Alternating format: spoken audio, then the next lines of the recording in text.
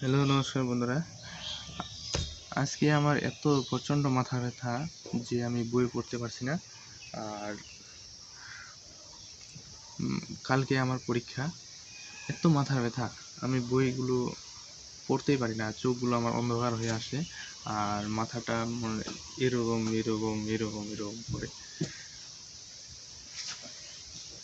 তো আমার কালকে পরীক্ষা আছে, তো আপনারা সবাই আমার জন্য একটু আশীর্বাদ করবেন যেন আমার মাথার ব্যথাটা সেরে যায়, বইগুলো পড়তে পারি ঠিকমতো। তো কালকে আমার যে বিষয় নিয়ে পরীক্ষা হবে সেটা হচ্ছে ভূগোল। আর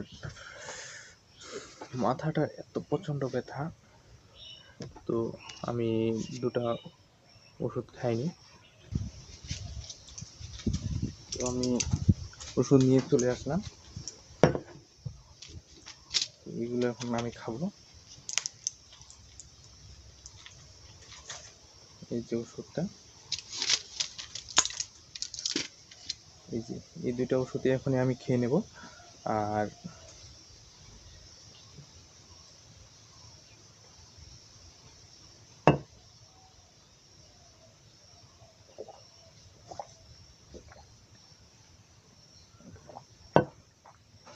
তো